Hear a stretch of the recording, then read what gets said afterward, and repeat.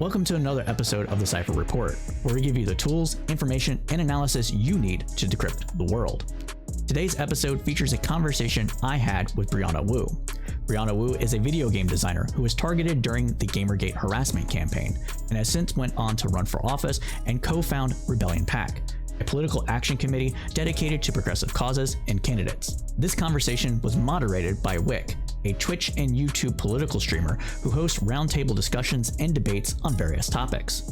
Whick is also a member of Progressive Victory, a group dedicated to electing progressives and fighting for progressive causes. The debate was lightly edited to add some additional context and remove some dead air, but aside from that, it is unedited. But before we get into it, be sure to hit that like button for the algorithms. It really does help us out. Now, let's get into the show. Cool. Thank you for coming along. Of course. Yeah, no, of course. thank you for tapping me here again. I'm not. I didn't do any prep work, so I'm going to basically step back and make sure that you guys don't yell over each other. I don't think we're gonna do that. I don't either, but you never know. So. I'm too cordial for that to happen. But I don't remember what the primary disagreement was. Let's go on.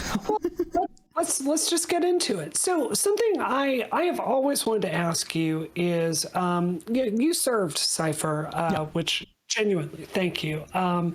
I am always really interested in people like you that, it's not, you don't read about this in the New York Times like I do. You've been out there actually implementing the policy that, people like me vote for. So it's easy for me to talk about national security. You've actually gone and put your life on the line for that, which I really respect. So I guess I wanted to just ask you really openly, you've come to a different conclusion on this conflict than I have. I was curious how your service kind of may have shaped that. Yeah, so just to give people an idea what we're talking about, of course, we're talking about Palestine-Israel conflict, and the disagreement we had is kind of what Israel should be doing. So to give full context and clarity to this, I was, and this is going to make a lot of lefties hate me, but I was an APG operator, which is Area Positional Guidance.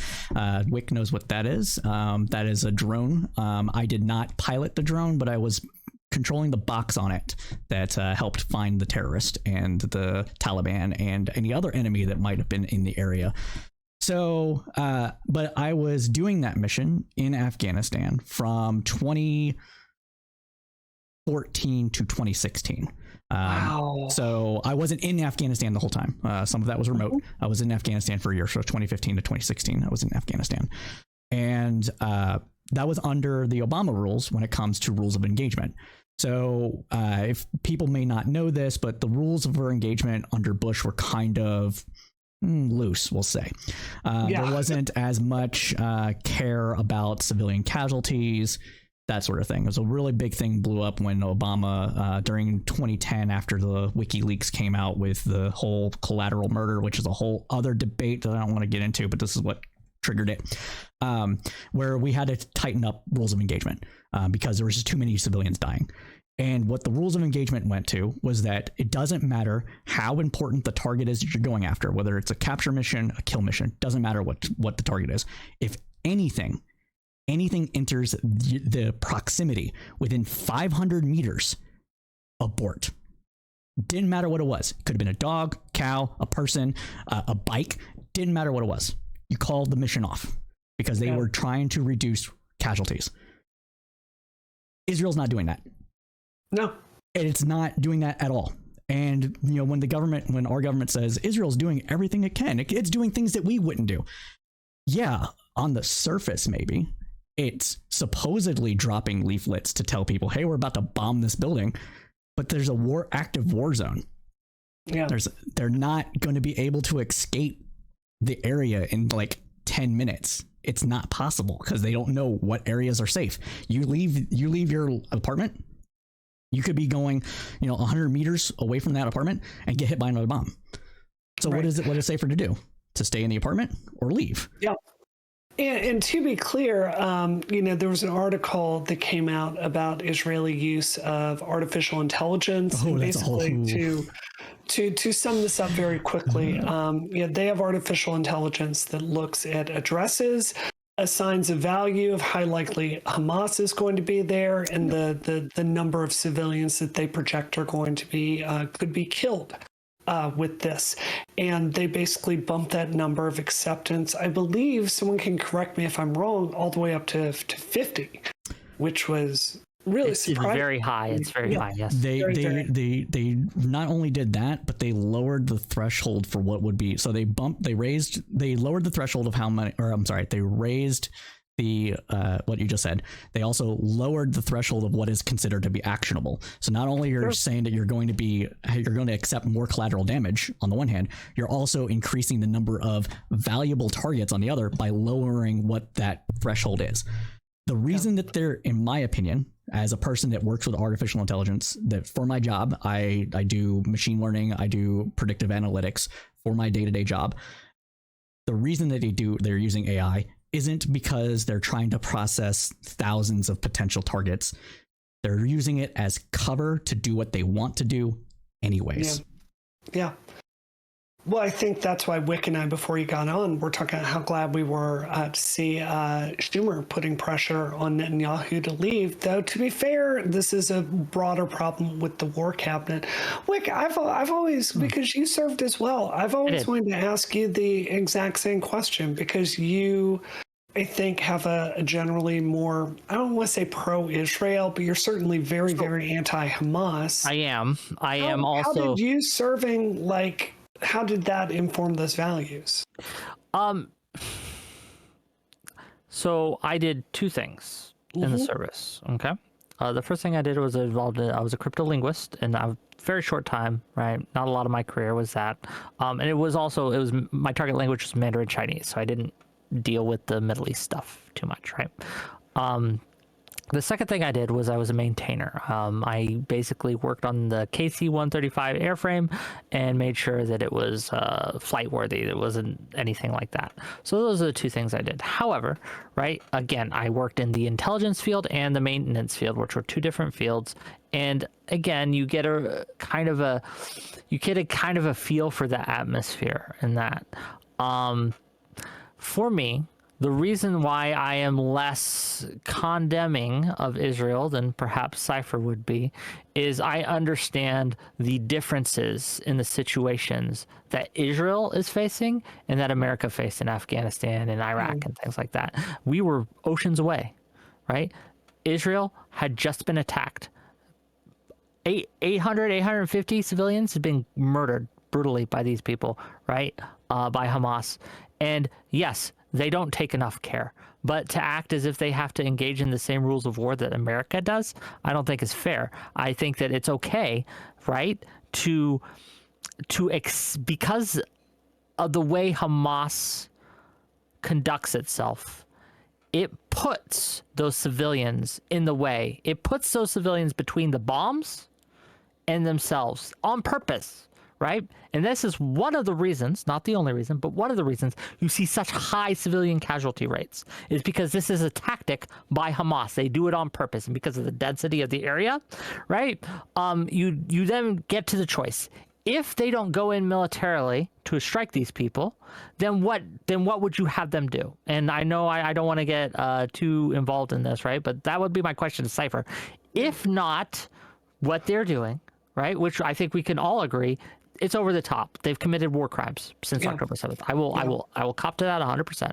But the concept of what they're doing, I don't think that there's anything particularly wrong with killing your enemies in this case. Sure.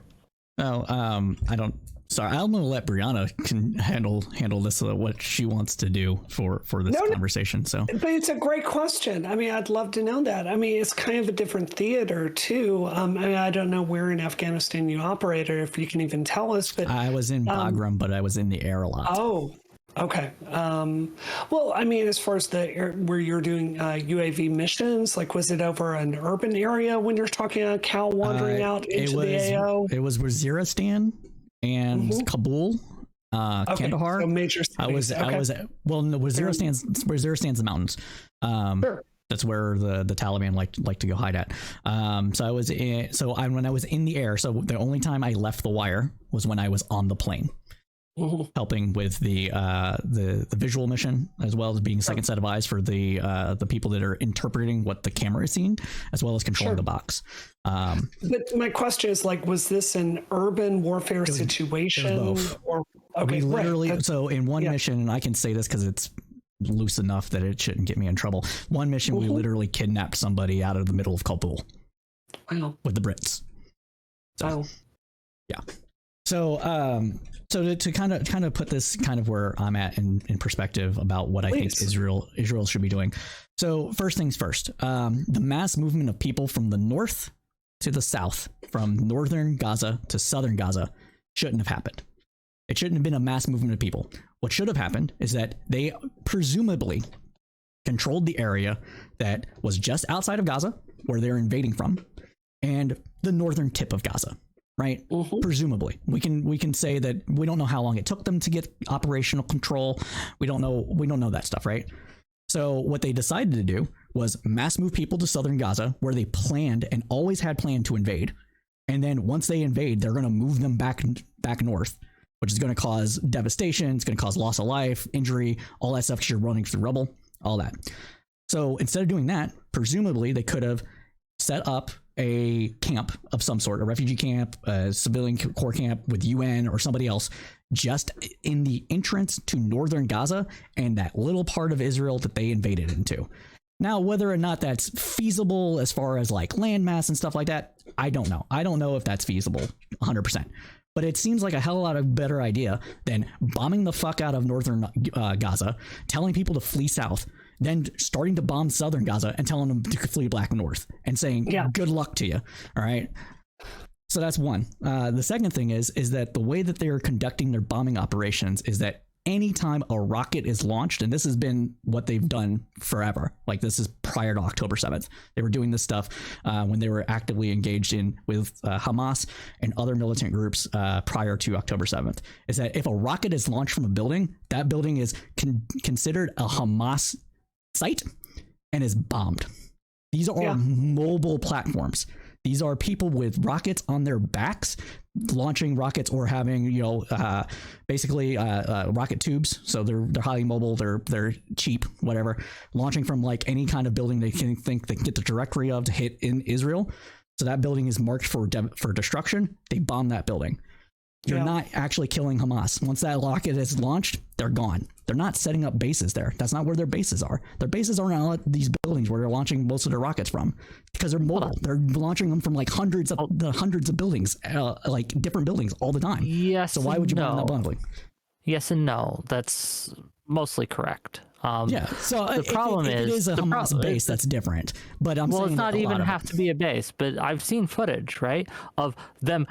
Because what they do, especially after October 7th, the way they operate is they have planes in the air, and when the launches start, they target it. We have seen the number of rocket attacks from the beginning of this conflict just drop to almost nothing because they have been so successful in killing off these mobile platforms and the people watching these rockets. It's working, right? They are reducing it to almost nothing. But they're mobile.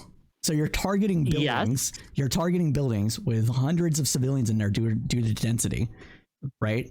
Most of these are apartment buildings. At the time that they are you are acting as if this is minutes or hours after. It is simultaneously in many, not all cases. You don't care. So you can think if I have one civilian in my home, and I'm shooting at you from that home, right? I'm shooting rockets. You're making the analogy not work because we're talking about bombs. You can be more precise with a returning of fire. You cannot be precise with dropping bombs on targets. You can be precise like this building is going to be destroyed, but you can't be precise to the individual that's the only person you're going to kill. Now, yes, Hamas is doing this on purpose to increase the casualty rates that Israel does. Israel could also not do it, and it wouldn't hurt their operational capacity in order to go after who they're going after. It absolutely would hurt their operational not as much. Absolutely. Not as much as creating more terrorists in the future by killing hundreds of people that are innocent. Do you think that a lot of these terrorists are being radicalized now? They're already radicalized. Like this isn't something that they need to be radicalized. Future generations are going to be radicalized because of the Israeli response.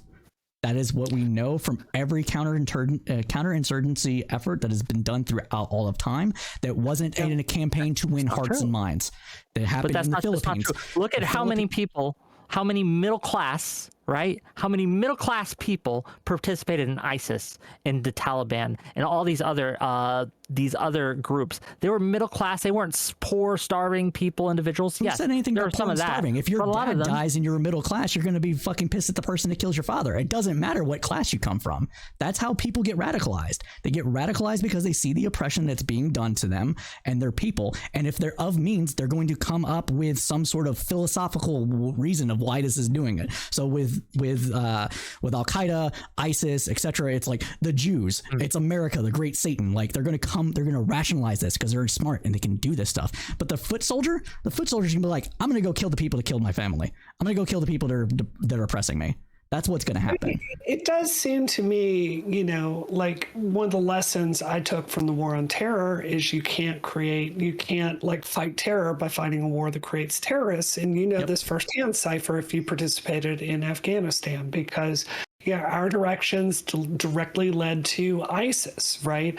I don't know if you worked with like the battle to, No, I wasn't participated in Iraq. I joined late. So I joined when I was 26, 20. I'm talking more about like the Obama era spent a lot of time cleaning up ISIS all around the globe.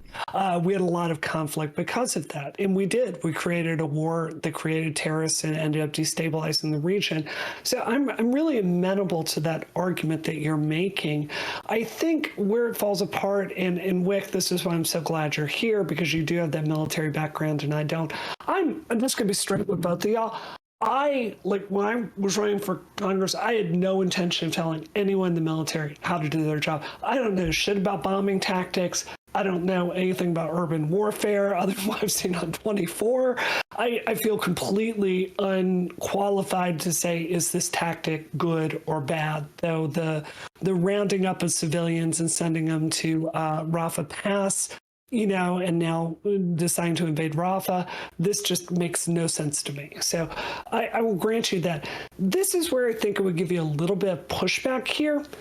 And there's a pattern if you really start looking into the history of conflict with Israel-Palestine that I've noticed.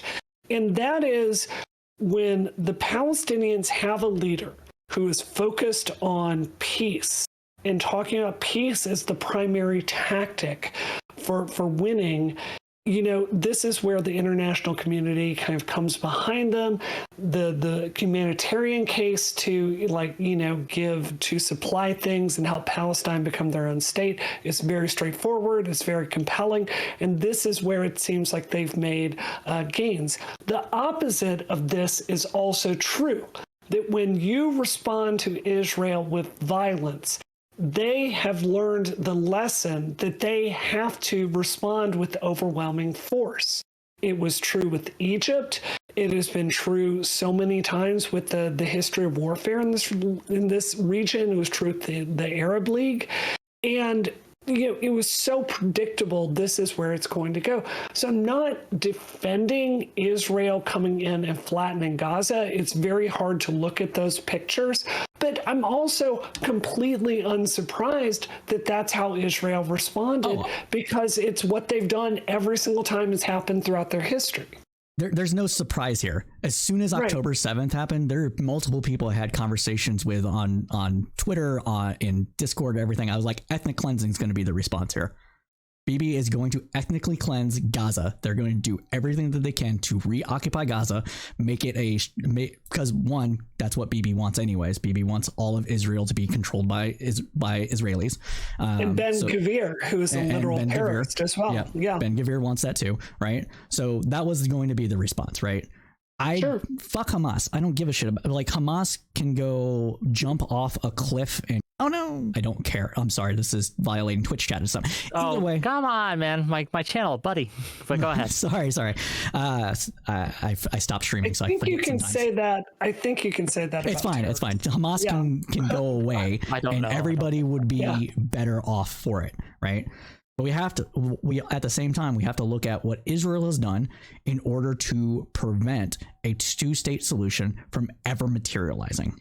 So if we go back to when we don't want to go, we can go back to when Hamas won the election with a plurality, right?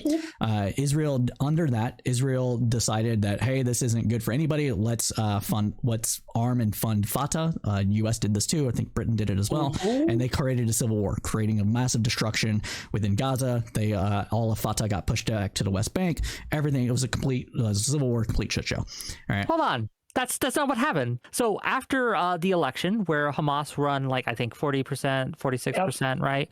What they did was a year later they performed a coup and they threw them off the buildings. The Fatah was pushed back because they threw them off the buildings. This wasn't like this counterinsurgency that is Israel and America funded, right? This was Hamas, and this is a problem I'm having with these narratives, right? That's not what I was saying. Narratives is that we blame Israel for this, right? When it was Hamas blaming Israel for this situation. It certainly sounded like it, sir. because you wanted to jump in. So Hamas did start throwing people off buildings. Okay, like you said, I'm not going to deny that. I'm not saying that Israel and America are the great Satan. I'm not a fucking idiot progressive. Okay. What did happen though is that after that started, because Fatah didn't want to give up power, they were not agreeing to do the whole to give up power, so that caused a civil war after a year of bickering about it. After that happened, we funded the civil war. That's what happened. Between Fatah and Hamas. I'm not saying that is necessarily bad that we did that, but it's what happened. Fast forward to 2012, right? 2012, there was a detente between Fatah and Hamas. They actually started to come together and talk about how the PLO should represent all Palestinians, how we should have a state, how Israel should recognize the right of Palestinians within its territory, as well as recognize the sovereignty of the Palestinian areas. So that include East Jerusalem. We know there's issues with that. Included Gaza, included the West Bank. Okay. After that happened, a spat happened between Hamas and Israel. We don't know exactly who started it. There's conflicting reports from multiple people. There's conflicting reports from Hamas. There's conflicting reports from Israel and the UN. And nobody knows exactly what started that fight. After that fight happened, we got it went on for like 2 years. Roughly, it might have been like 16 months. It was some time. There was fighting, then there was a ceasefire, and then there was a broken ceasefire, then there was more fighting, and then there was what ended up happening as a ceasefire, right? Afterwards, Bibi got back into power. And when Bibi got back into power, he's like, our number one job is to prevent a two-state solution from ever happening. Back to that word gridlock, because as I have followed Netanyahu's career, it has seemed to me, I think that analysts have sometimes said that gridlock is part of his strategy. He does not believe or does not accept the idea that there could be a two-state solution that could really work. He doesn't necessarily trust any particular partner that he could negotiate with on the Palestinian side. And so it has seemed that muddling along, doing something less than a peace solution is the most secure choice. Does this result, at least in this particular moment, undermine that strategy? It does, because one of the things we're seeing here is that his policies vis-a-vis the Palestinians have ultimately been proven to be failures. I mean, his idea was to kind of kick the can down the road on the two-state solution. And in doing so, he weakened Mahmoud Abbas, the president of the Palestinian Authority, and emboldened Hamas in Gaza. I mean, he undermined President Abbas at every turn while taking Hamas seriously and ignoring so much of what was happening in Gaza. The way that they did that, they said that the way that they carried it out is that every time that Abbas went and gave Israel any information about terrorists, whether it be terrorists within the West Bank or Gaza, they were like, thanks, buddy, here. Thanks, we're going to go get them. They went and got them. And then they said, hey, we're also going to take over this territory. We're also going to take this house. We're also going to support the settler. Every single time. And at the same time, they allowed money to funnel in from Qatar and other Arab nations into Gaza, into Hamas's hands, and built up Gaza.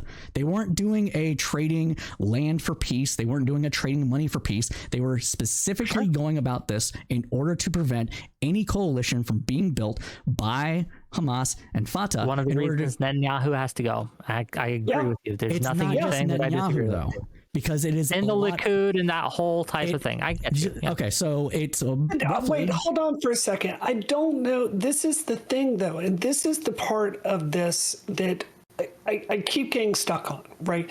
It is not surprising that Israel has moved way towards the right wing since since this second intifada, right? It is completely unsurprising. And the part of this that never seems to get brought up is the terrorist attacks that the Israeli civilians are living under. We're talking about the 95 bombings, right? I'm talking about everything. I'm talking about the fact that if you were Israeli, my freaking dermatologist was telling me about how, she's Israeli. She was there a few weeks ago and she's just visiting her family, and then whoop, phone starts going off. Get the app, rockets are incoming, and she's got to go run into the stairwell or one of the civilian bomb shelters. Tell me the truth.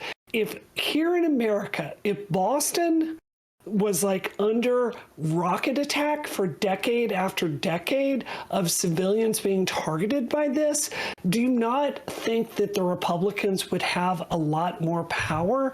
Like, this is the cycle of violence, right? Well, yeah, but if we're gonna go into the cycle of violence, then we have to acknowledge everything that Israel's done to perpetuate it. So prior to the 95 bombings, West Bank encampments expanded. There was a murder of a Palestinian child, and that person was not prosecuted. And that is what kicked off. I can't defend. I would never defend the West Bank. Yeah, 100%. So that's I agree. So if we're going to talk about the systemic issues that are facing Israel and Palestine, we have to talk about the systemic issues. We can't just be like, well, of course Israel is going to do this. Yes, Israel's going to do it, just like Hamas or Fatah or the PLO is going to respond in kind every time that they are oppressed. I'm not saying that either side, no side is blameless here. Both sides are fucking terrible. Hamas is a piece of shit. Israel government under any right wing, even right of center in this regard, because of what Israel represents to right of center Israelis, is going to be bad. They're both bad, right? Let's not flatten it this, so we can recognize that as bad as Israel is, there's no moral equivalence between Hamas That's right. and Israel. Like, I hate this flattening that we do. And I don't mean to double team you. No. It is. Hold on. Just if I may. This flattening of things. We look at how Hamas conducted themselves in the recent conflicts, and we look at how Israel conducted themselves, and we can say that there's condemnation to be had on both sides. I'm with you there, but they are different levels of condemnation, right? Different levels of condemnation. And the reason I don't Hamas attacked, hold on, if I may, on October 7th, Hamas struck at both military targets and civilian targets. The military targets they struck first in order to prevent the military targets from being able to respond to their true goal, which is to kill the Jews.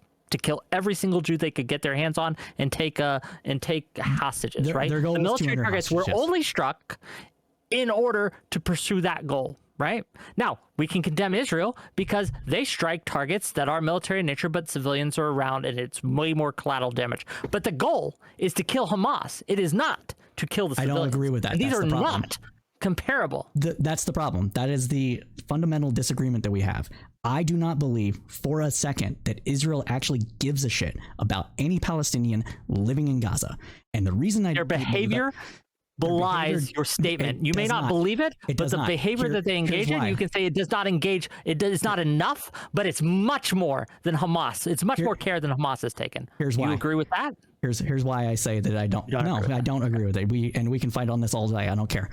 I want to get past it. All right. So the reason why I don't believe that is because of the way that Israel has conducted itself. It's done in such a way in order to keep a modicum of Western support so that it can leadership actual goal, which is to ethnically cleanse Gaza. That is what their leadership has said. The leadership, Ben Gvir, finance minister, Bibi has also said this in somewhat ways, but not as clear as they have, that they want the Palestinian population in Gaza to be at a manageable level so that when they occupy it, they're not as much in danger. They want them to go to Gaza. Now, and the reason I also say this is because I need to finish this point.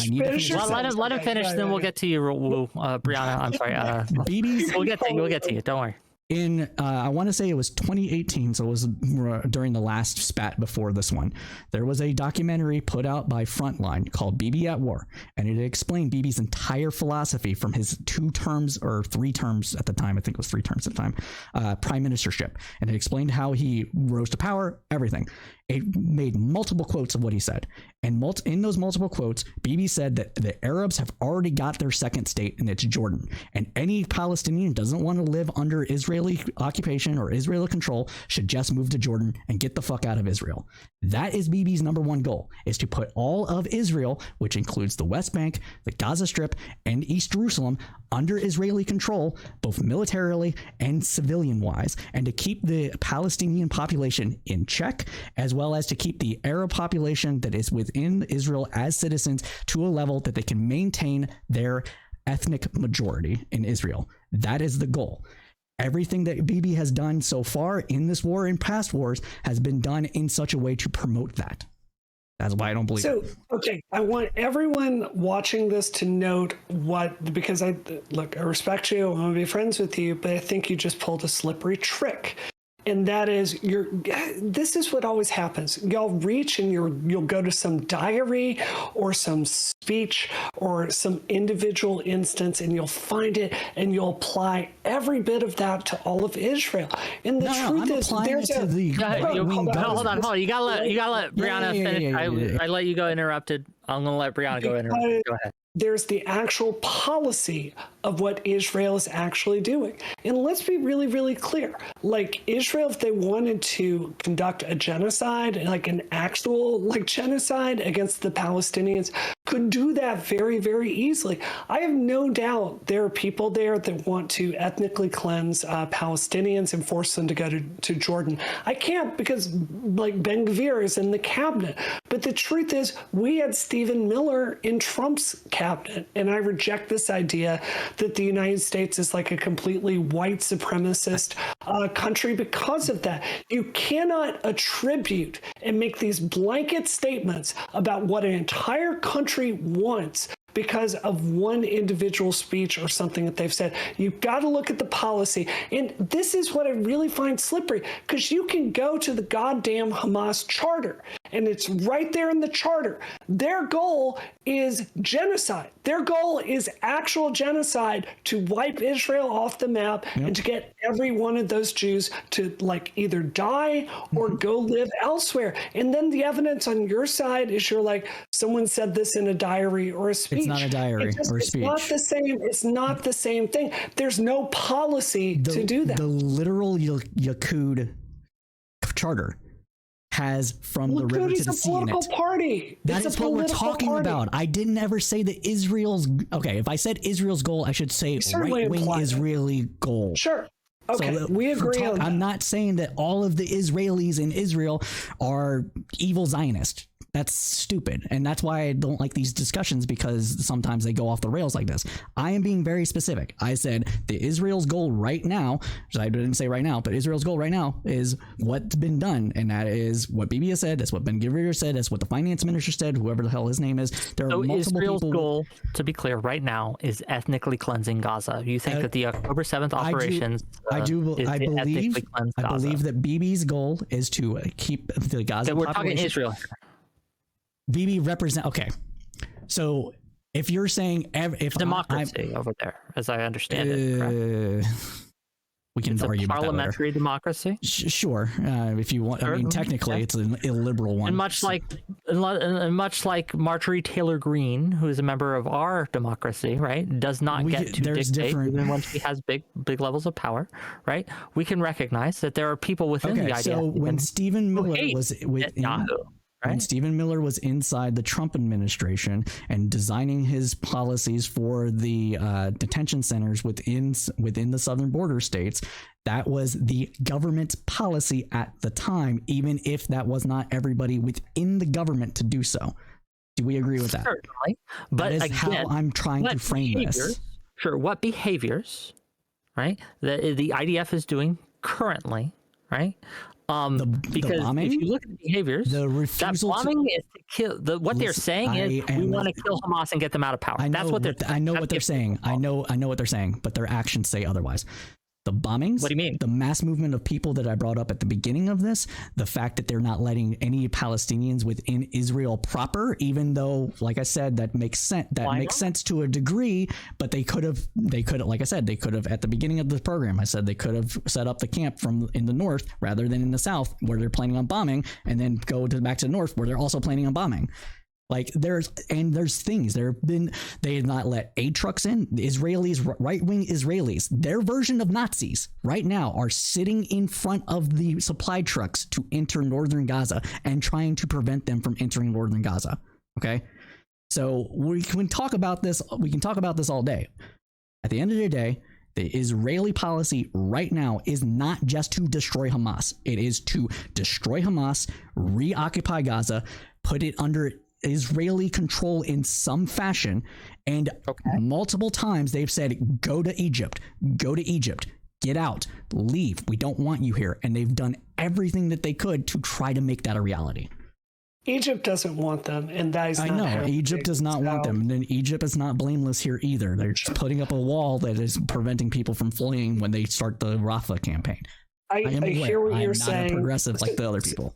So I have a different assessment here. And, I think actually you're in a unique position to, maybe even if you don't agree, to at least understand it. I don't think Bush really had a super strict plan with Iraq or Afghanistan. I think that, you saw Wolfowitz and Bremer and what was his name? Rumsfeld and all of them. Basically just trying to manage this war every day.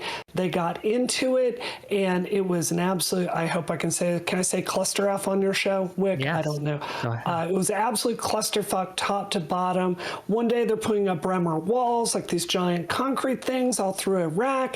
They're dealing with bombings, then they do debathification, which is blowing up. Bush doesn't know the difference in Sunnis and Shiites. It's absolute chaos. And there's a lot of criticism of Bush there, and it's utterly fair. But I also think to a certain extent, this is the fog of war. And I think a lot of these situations are adapting. And I have no doubt that as they've tried and have not been super effective at killing Hamas or getting the hostages home because of Netanyahu's failed leadership, I think they're sitting there and going, okay, what's the next step? Okay, now we're going to invade Rafah. And I think you've got people like Ben Gvir there. They're talking to Netanyahu. It's like, this would be a good time to whittle this Palestinian population down to a bare minimum. And then I think Netanyahu is looking at the reality like, geez, I've got the United States. They are really turning against us here. I'm really unpopular. If I get thrown out of office, I'm definitely, going to face some really serious charges and possible prison. I don't think there's any grand strategy. I think it's identical to Iraq, and it's just a clusterfuck. Yeah, I agree with that too. Go ahead. Oh, I'm sorry.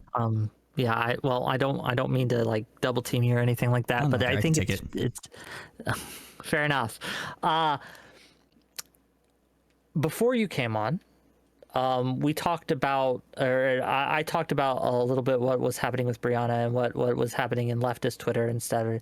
And one of the comments I made that I think is applicable to this conversation is, we become stuck in our lenses, unable to see things outside of the lens that we have decided on. Brianna was seen as an enemy by trans Twitter, and so everything she does, everything she likes, every action she takes is seen through that lens. It can only be explained through that lens to people like that.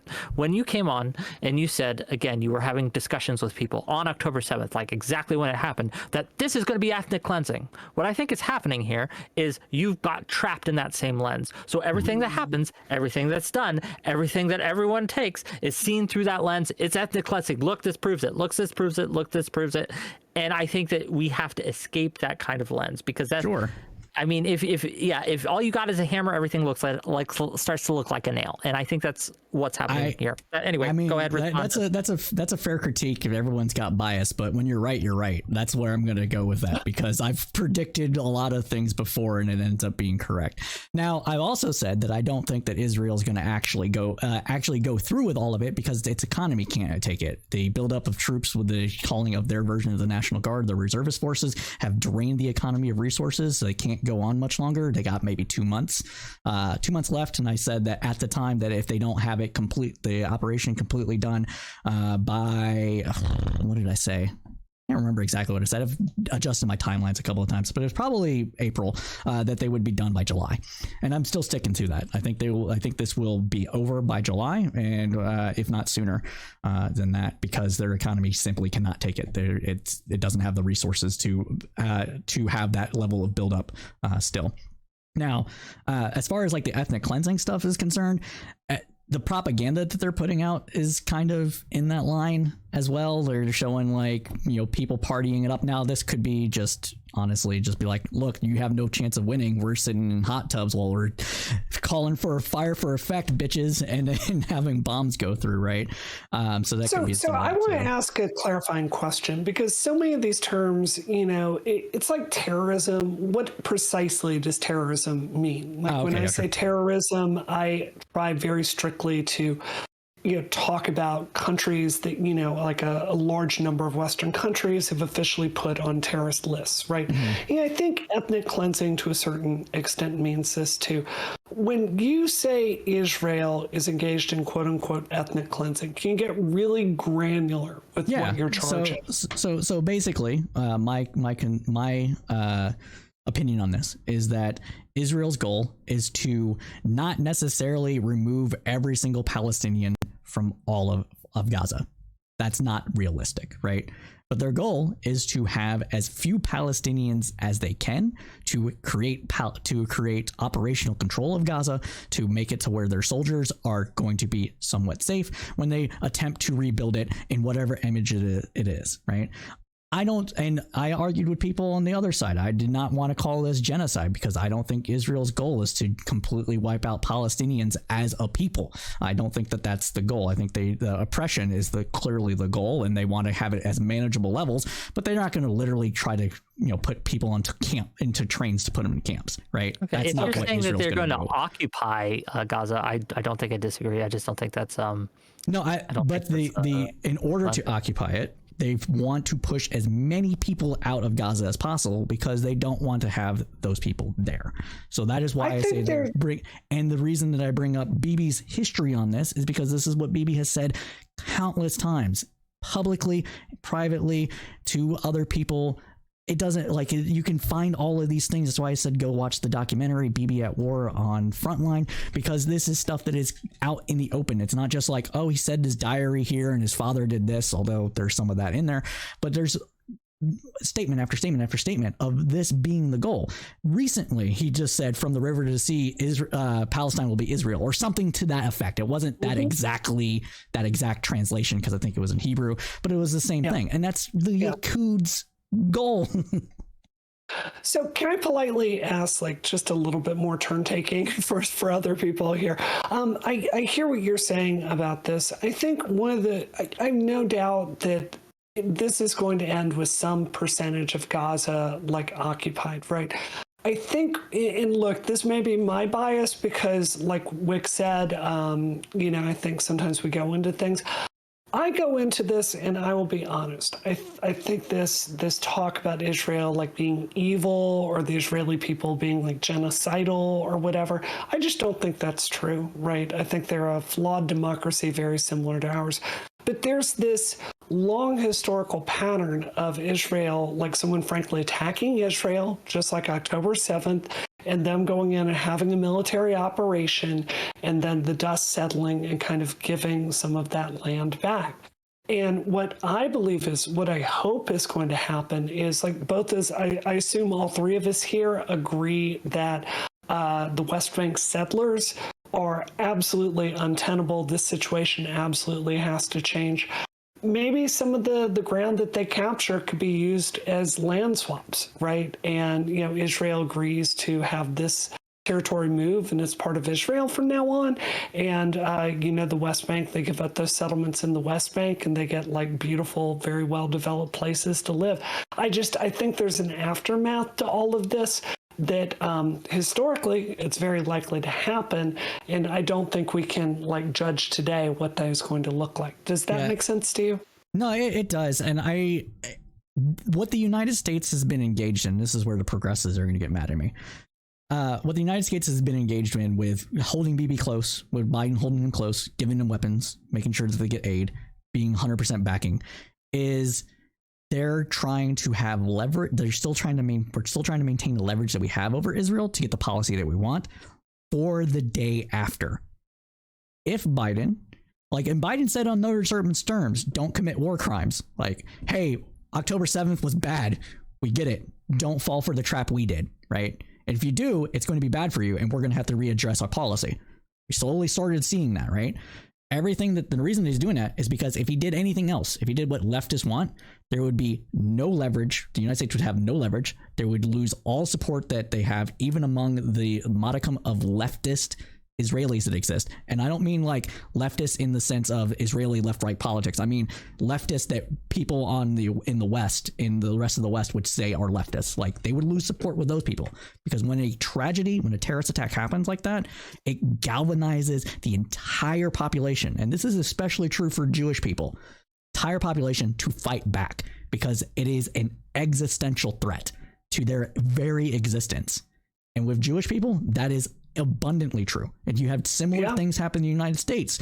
Native Americans had a similar thing happen. Black people had a similar thing happen. Like, that's what's going to happen, right? Black Wall Street got destroyed. What did black people do? They reassessed. They moved places. They went to where they had some stability and set up there until they were able to rebuild and go back to whatever place that they ended up moving to afterwards, right? Yeah. So if we did anything, we'd lose leverage. And I got a little bit off track there, so I'll stop. No. It's really well said.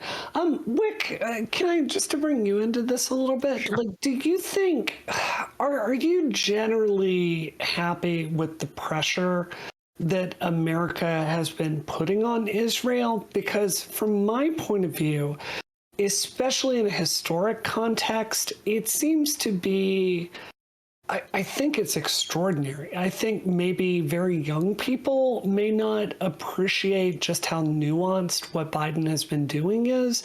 But I think we've been doing things just about right. What are kind of your thoughts on that? Certainly. So again, I'm not privy to the backroom talks, the backroom deals and things like so. I can only make assumptions based on what I've seen, both rhetoric-wise and policy-wise, and the leaks that have come out, right? I don't know if you remember, but during the State of the Union address, Biden was caught in the on hot mic, basically telling some of the other politicians there that he and Netanyahu were going to have a come to Jesus moment, right? That they really needed to kind of hash these out. I agree with both you and Cypher in that I think that America Biden specifically wants to keep that leash on Netanyahu, right? And I think it's important that we do keep connections with Israel because they are our allies, like it or not. They are our allies. They help us. We help them, right? And I think that Biden's willingness to call out Netanyahu, to push for Netanyahu to extend that initial deadline. If you remember at the beginning of the war, he said, you guys got a day to leave the area from Gaza. Biden, again, was responsible for getting that pushed back. Instead of a day, it became weeks, right? He's also responsible for getting some of the utilities turned back on into Gaza. So, yes, I am happy to answer your question with Biden's response for the most part. There's a couple things, but they're niggly, nitpicky kind of things. So, yeah. I mean, Cypher, do you agree with that? I think, like I said, I think it's, I don't know what right looks like and what Biden should do necessarily. I like Whick, I don't have all the privy information. I do think that he's doing stuff that is in that realm where I said trying to maintain leverage, trying to have it for the day after. I do think that it's not leverage over Bibi though. It's leverage in Israel in general. And I think we've been telegraphing to Israel that what has happened is too much, and Bibi and his government and the people that are to his right cannot be in charge after the day after. And that Schumer, was it today? I think it was today. Schumer, it was today. Yeah, Schumer said that, you know, Bibi's basically got to go. Schumer's got a lot of pull within the Jewish community. Like he really does. Especially among the New Yorkers, and where's some of the American Israeli PAC people? Well, they're in New York, so I don't think he would say that if AIPAC wasn't on board with that as well. To be honest with you, So I think that to be honest with you, unless Bibi can be successful in what his ultimate goal is, I think he's gone. I don't think he's maintaining power. And it's not just because of what he's done with Gaza. Like, there's a lot of people in Israel that don't like it. There's not enough of them, right? But I think a lot of people are, I'm sorry. Yeah, I said that right. A lot of people in Israel don't like what happened in Gaza, but it's not a majority. But they don't like the intelligence failure. They don't like he was trying to stack the courts. They don't like he was trying to change what the judicial system was. They don't like the threats to their version of democracy. So I think that he's done. And as soon as this is over, the United States and the UN and probably Britain, and if I had to guess, Australia, will come together with intelligence to show where the failures actually were. And it will be a hammer that we can use to, again, for more leverage within Israeli politics. Yeah, and I think that's really well said. I agree with that. And I think I'm certainly not trying to minimize your statements at the beginning of this, but just speaking more broadly, yeah, there's a lot of talk out there, like trying to frame all of this in like highly moralistic terms, right? Like, what is the intention of Israel? What does Israel want to do? And maybe this is just my own bias because I work in policy. But it's like, I see this as a political problem that is ongoing and is being worked out, right? I really rarely ascribe any politician as being good or evil. I think that for the most part, they're kind of self-interested people that go to where they will get the most political power. So, like, from the way I see it, it's like, are we providing the right incentives? Now, to be clear, I've been really heartened to see a lot of these demonstrations in Israel, protesting the lack of action, bringing hostages home, and kind of pushing Netanyahu towards the exit. And I think that's good. But I look at the public polling in Israel, and it's frankly quite disturbing for me. So I think rather than, say Israel's evil, they're a Zionist project. And yeah, by the way, I'm a Zionist in the sense I think Israel should exist, and I want a home for the Jews. I think that's a word that's been really polluted. But instead of like this moralistic language, I am so much more interested in like, how can we functionally get to the end of this war? And, I think the United States has a part to play, and I think we're doing that very well. I think Israel, give them a B-, maybe a C+. But then I look at Hamas, and I don't know if you saw on my Twitter the Wall Street Journal piece on them rejecting the ceasefire. It's some 20 out of 10 cynical shit that Hamas is doing. Like, they had a deal on the table. It was excellent. They came to this conclusion that it was going to be better for them to inflame hate towards Israel all around the world by keeping fighting going during Ramadan. And they just walked away from this, from the entire peace settlement, right? Ceasefire settlement. And in the meantime, like, you look at the level of starvation that's happening to the 1.4 million civilians that are trapped in Rafah. It is terrifying. And Hamas is just serving those people up for breakfast. I urge you to go to my Twitter and look at the chart about the different ranks of food insecurity officially, I think it's like 42% of people there are on the edge of starving right now.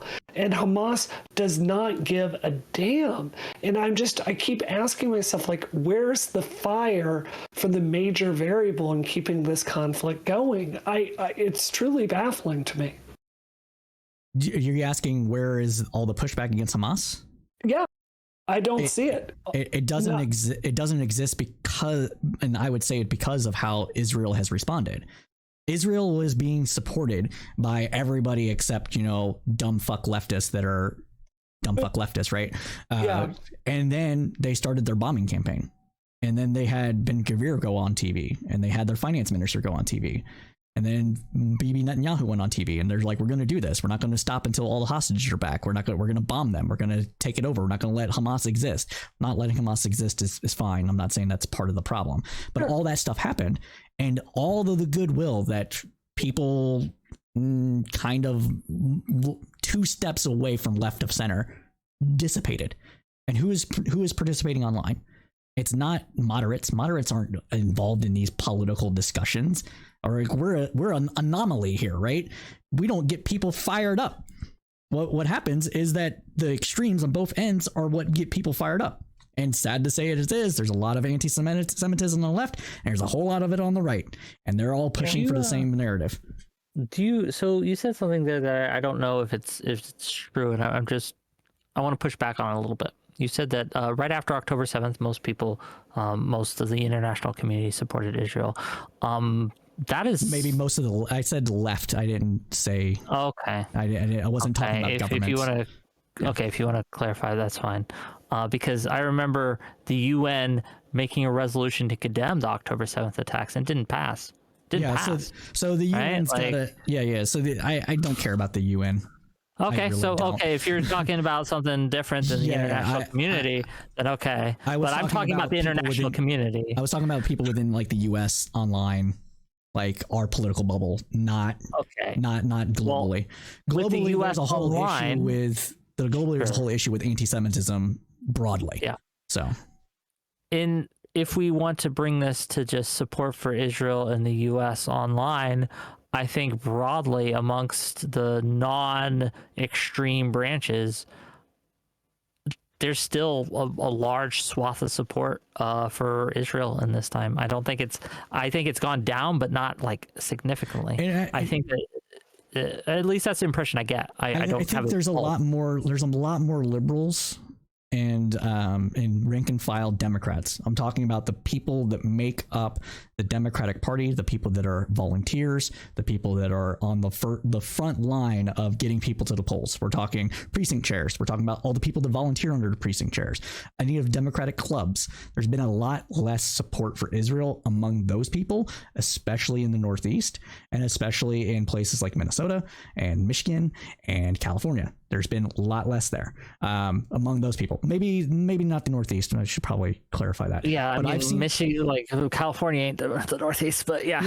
No, I said I was labeling a lot of different places. Minnesota, Michigan. I was just. Yeah. Okay. Fair enough. Whick, can I ask a quick question?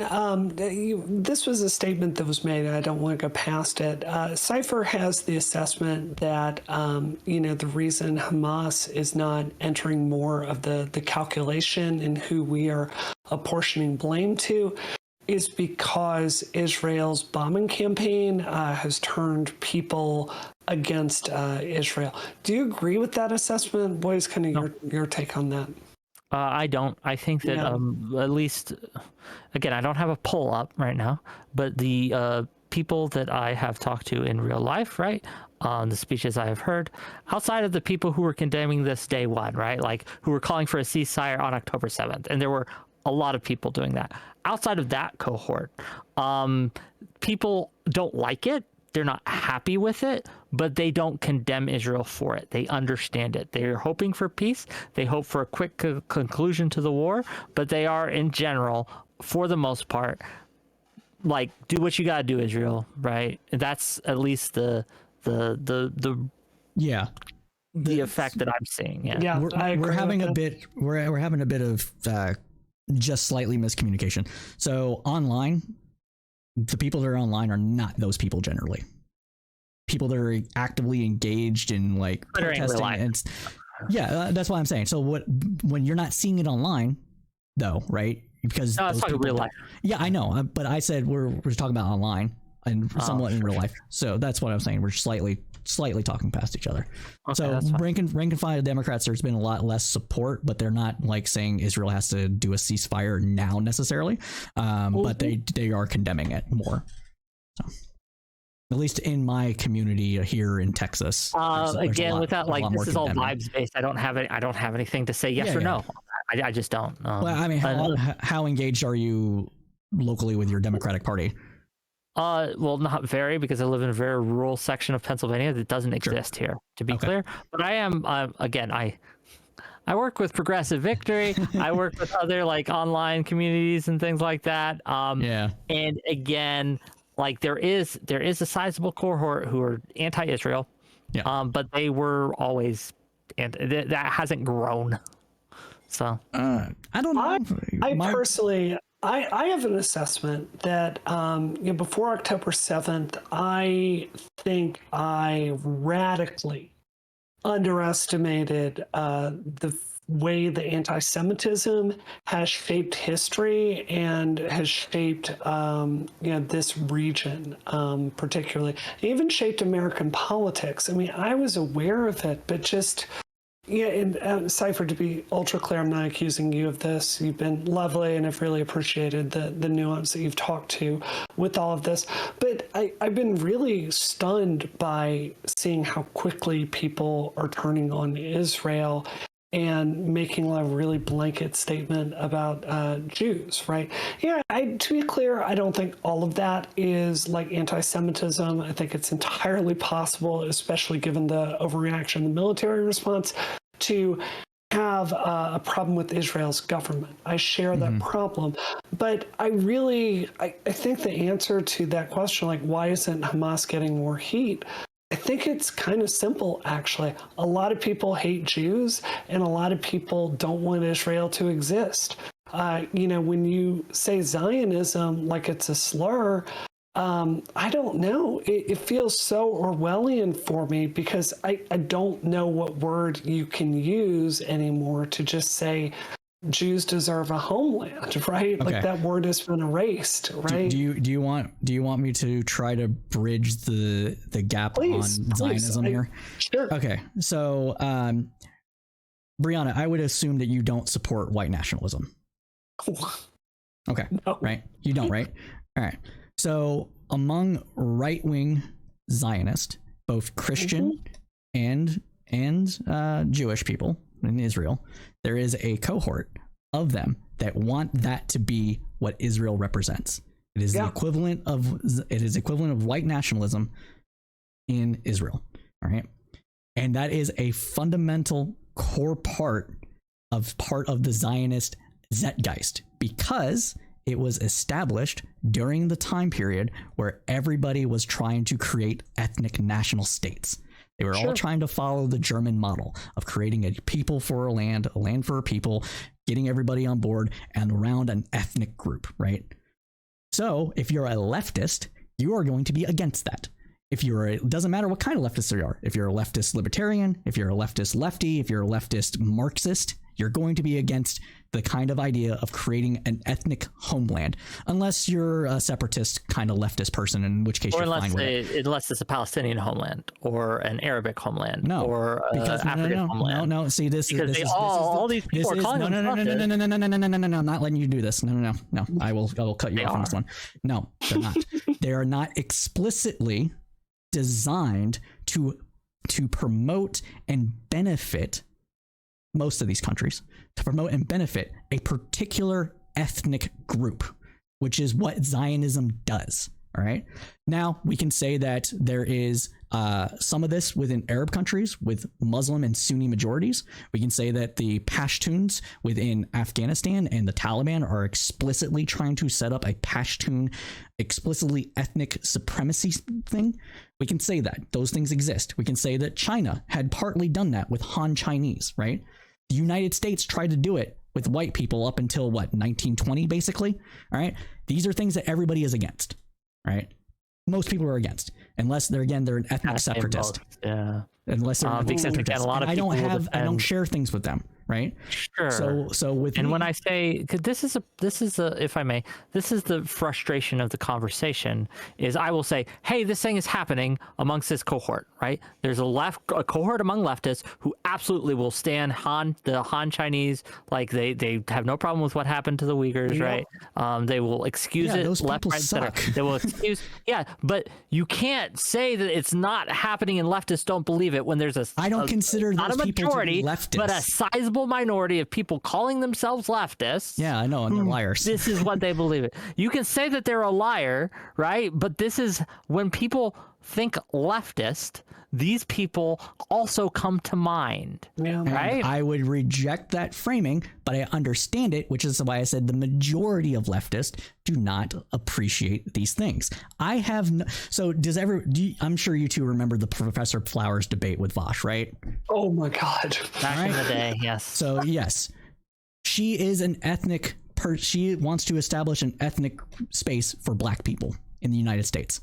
I reject that because ethnic majority supremacist systems always bend towards tyranny. But they would call you a white supremacist, and they can go fuck themselves. They would call you they would call you a Zionist. Yes, to tie this back, they would call you a Zionist. Well, they would use words like that because it's all connected, right? If you're one, you're all of them, right? Amongst that kind of belief system. Sure. Now I understand that you're not saying this. But the frustration is there are plenty, and you say that a majority don't, maybe, right? But on October 7th, a lot of people who I didn't think would side with Hamas kind of sided with Hamas, right? Because they did the whole... It shocked me. Yeah. But like my point here is into the Zionism, right? Like when we talk about Zionism, I've seen people use that as cover to just attack you. Yeah. Right? That is the problem with this conversation in general, is there's a lot of racists hiding behind terms. You see it among white people, you see it among black people, you see it among Jews, you see it in this debate. Like there's always this, like, you're a dumb white male. Like that is the kind of crap we're talking about, right? But that is the core problem. Yeah, and I hear you on that. And I think there is a good faith interpretation of that. I also, I think a lot of younger people are getting radicalized into being like anti-Zionist because, like, you know, they see this war going on and the pictures are heartbreaking. I mean, I remember, God, just today I was looking at a story about what's happening in Rafah, and it's hard to see like pictures of children starving like that and not have it really affect you, right? So I think there is, I think I'm probably not the only person that was not paying as close attention to this before October 7th. And I think there are a lot of people that have not done the deep dives on the history that all three of us have. And they see it as like oppression, right? Like, and I think that's the beginning and end of it to them.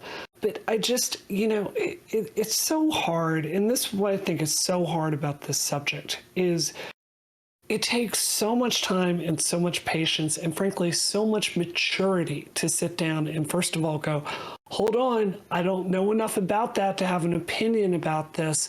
Let me go read about this. Now let me read something that someone who thinks something opposite believes about this so I can make sure that the way I feel about it is correct. So then you go and you like read about the thousands of years of Jewish exile and, you know, like what happened when, you know, the Jews were kicked out of Judea, you know, the entire history of this region, right? And it's a much harder conversation to understand like 2 millennia of history and why Jews are treated the way that they are and like what happened after the Holocaust to make everybody like want a homeland where they would be free from repression. Like that's why I am a Zionist. I think Jews deserve a home to be safe. And I think that term has been like polluted by frankly all this online discourse and some very legitimate criticism, which I think you just enumerated very well. Yeah, the pollution of the term Zionist has also been done by right-wing Israelis. Yeah. So like we have to point that out. Yeah, you're right. Or people like Rabbi Shmuley. Like, look at this nut job that's on Piers Morgan all the time. Everything's anti-Semitism. Everything's blood libel. And it's like, dude, you got to pull that card out when it matters. Like, there's real stuff there. It's exactly like the people on Twitter that call everyone a Nazi that they disagree with. It cheapens the term. So when there's a real problem, you don't have a word to even reach for anymore. And I think that the reason why people can hide behind being an anti-Zionist, but also just be anti-Jew, is because of that conflation to a degree. Yeah. And so they're like, well, they're going to call me an anti-Jew anyways. Why don't I just say Zionist and just like hide my power level? And it's funny because I've seen clips of them catching themselves too. They'll be like, that guy and her Jew, I mean Zionist husband, right? Like, and you'll see it in real time, and you're like, because it's okay to say it's okay you're to be right. anti-Zionist. But I just want to point out that you were right, that just as some people use Zionism as a shield, some people use anti-Semitism as a shield, and will say, oh, you're just being anti-Semitic to me, when no, motherfucker, you've done some horrendous shit that we need to call out. It's not because you're Jewish, right? It's because what you're doing is wrong. And I think that again, I appreciate you. Again, I wish I had more time to prepare for this conversation, because it's a worthwhile conversation. But I think that there needs to be more discussion. Are either of you familiar? I did a segment on this earlier in the week. The Guernica situation. Did either of you hear about this? Oh, yeah, with the painting? Oh my God. Yes. Wait, yes. The painting? Not the painting. The Guernica magazine. It's named after the painting. No, it's fine. Yeah. There's a famous, as you know, painting, the Picasso anti-war painting. It's Guernica. But there was an anti-war magazine that was written, and it's pretty popular. I don't know how popular it is, but I would check it from time to time. They have a lot of different voices from this conflict, from Palestinian voices, Palestinian poets, and things like that. They published an essay by Joanna Chen, who is an Israeli interpreter, right? Never served in the IDF, would drive Palestinian children to the hospital, right, when they needed care, to help get them care, donated blood to Gaza back in 2014, pretty anti-war herself. When they published this piece, half their team resigned in protest because they said it was Zionist apologia, right, that it was apologizing for genocide. And I went and I found the article, even though Guernica retracted it. Guernica apologized and retracted it. And so I was very curious, what did this article have to say? So I read the article. The article was the most anodyne, just talking about her experiences after October 7th, right? And how scared everyone was and how it affected them. There was no genocide apologia. There was no Zionism in there. And the fact that everyone basically threw a fit and got her canceled and got Guernica to retract this article is, we are never going to get peace if we continue to do things like that, right? If we continue to engage in that kind of thing. Do you guys mind if I read some super chats? People are super chatting at me. I want to make a little money. Yeah. But so when we talk about like people being unwilling to hear other people's sides, and this is why I'm bringing this up, right? Too many of these conversations, we refuse to hear the other person. We just, oh, you're just a Zionist shill. Oh, you're just a Hamas supporter, right? And it's just not true for the vast majority of the conversations, right? We just coming at these from different places. We're valuing different things, and we have different sets of facts, but we're trying to kind of do the best we can. So I just wanted to commend you on that. Let me read some of these super chats. And if you don't mind, after you're done reading the super chats, I want to comment on the article. Please. Well, Farrahchild, thank you for the 5 gifted Whick TV memberships. That's always a pleasure. Origin of Logos for $5. What's going on? Losers on Twitter bitching about nothing. I mean, yes, but we're talking about other things right now. $10 from Origin of Logos. Instead of acknowledging that many leftists are insane and want Palestinians to wipe out Jews in Israel, people like Cypher will always fall back on the no true Scotsman fallacy. Thank you for the $10. Oh, okay. Now you can comment. Like he should be able to respond to that. If you want. Okay, so I don't say this is no true Scotsman thing, because the reason why I reject them as being leftist is because leftism is in general rooted in some form of liberalism that is anti-authoritarian, and you cannot be anti-authoritarian and support a ethnic supremacist system. That's why I don't consider them that. Now I saw Whick being like, "What you're talking about?" Like, yeah, I get it. The Soviets would be considered leftist economically. Yeah. They're not on the up down. They're authoritarian. Just like I think that like leftism to me, and this may just be a definitional thing. I don't want to be pedantic, but when I say leftism, I include the authoritarians and the libertarian left in the same. I don't. Because I don't think you can be. I think you can't. You fundamentally cannot be, even for economic betterment, and still have these hierarchical kind of ideas that are promulgating your government. And I think they end up collapsing on themselves. So that's why the Soviet Union ended up like when the Soviet Union did communism and then also did ethnic nationalism and Russian supremacy all across its entire empire, seeded Ukraine with ethnic Russians, seeded all these other places with ethnic Russians. It ended up collapsing in on itself and becoming more and more authoritarian as it went on, and less economically egalitarian. I think that it ends up destroying itself. That's why I don't do it. Now, this is very nuanced. This is like a me thing. I understand that this is a me personal thing, so I don't begrudge people for saying that. So that's what it's on there. As far you wanted to comment on the magazine. Yeah. As far as the article, so I read the article as soon as you posted it up, Whick. We had a little conversation about it in your server. And I think part of that is the misreading that I had. I think they also had it. I think that was part of it. But at the same time, within leftist circles, you can't support what Israel's doing now. And if you post anything that is going to be even vaguely be like, "Hey, their response kind of makes sense," you're gonna get pushback.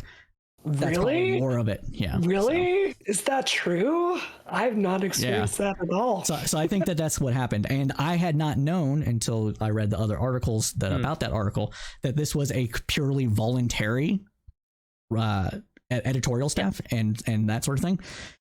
Those people's reputation among the people that they actually care about are going to look at them as pariahs if they don't try to do something. That's so it is bad. The problem. It is the problem. I'm not saying that it's good. I'm explaining kind of what happened. That's it. Yeah. So this is all that bad. Article wasn't. Yeah. The article. No, I get you. So anybody that's watching this, justify it, right? Yeah, like if we read this on my stream, right? To be clear, right? Okay. So hopefully all your audience knows about it. So I'm not justifying it all. This is an explanation. I think that they shouldn't have retracted it. I think they should have stood their ground. But I understand why they retracted it. I understand why the people resigned. I understand all of it. It's a shitty situation. Excellent. All right. I think I'm all talked out. I feel good. How about y'all? Sounds good to me. Look, I'm just here going with the flow. I'm pretending I'm discount counterpoints for the day. Okay. I'm making sure. You're counting my heart. Oh, that's sweet. That's so sweet. Yeah. Before I jump off, I just want to say, Cypher, I like you a lot as a person, and thanks for taking the time to do this. I know we have different opinions on this, but I don't know. It's like my heart grows 3 sizes every time I can talk to someone and have a productive conversation. Yeah. So genuinely, thanks for coming by. It means I appreciate that. And I say the same. Like you came at this in good faith. We had disagreements. I think you understand where my disagreements come from as much as I understand yours. So I think this was productive. More of this on Twitch, please. Please. Just before both of you leave, 2 things. Tomorrow we're going to have a call-in show, so if you have problems with anything I've said or anything I've said in the past and you want to call in, more than happy. Monday is what I want to talk about, though, right? And Wu's here. Brianna's here, so we can talk about it a little together. Call me Wu. I don't care. It's a habit in the military. Everyone was last names to me, and it's just a habit I've stuck with. We are going to be talking about the recent TikTok ban that passed the House. And not only are we going to have Brianna on there to talk about it, we're going to have Christina Warren, I believe is her name. Yes. Film girl from YouTube. we are also going to have Prime Kai on, and if we can bully him into it, because he's interested, if we can bully him into it, we're gonna get no opinion on as well. So that should be a fun discussion. I hope we can. Monday we are going to have it, and because it's a fraught conversation. I'm going to be real with you guys. I'm torn on this. I'm torn on the TikTok ban. I go back and forth. My current ways of thinking is good, right? Especially since I saw all those youth talking about how they learned more from TikTok than they did from school. I was like, nope, never mind, ban it. But yeah, it's a thing. Anything you either one of you want to say before we? I've got a plug. So the show on Monday, my friend Christina. Okay, like, look, she's one of my very best friends on earth. Christina is 20 out of 10 gorgeous. She is literally the public face of Microsoft. She has so much experience as a journalist. She has interviewed Tim Cook. Now she's a developer. So if you use like Azure or something like that, Christina is literally the person out there, like working at the company, like helping advocate for you as a developer. She is so cool and amazing. And I'm so glad I could get her on your show, Whick. So I hope everybody in Twitch, Paul, will give Christina a warm welcome, because she would be a great addition to this space. I'm excited. I wasn't familiar with her before, but I looked some up. $50 from Board Principles Before Politics. Before we go, YouTube isn't a real platform, and I'm offended that I'm over here instead of Twitch. But this has been a fantastic conversation. Glad it happened, and agree with all three of you in different ways and disagree in others. Perfect sane centrism, says me. Thank you for.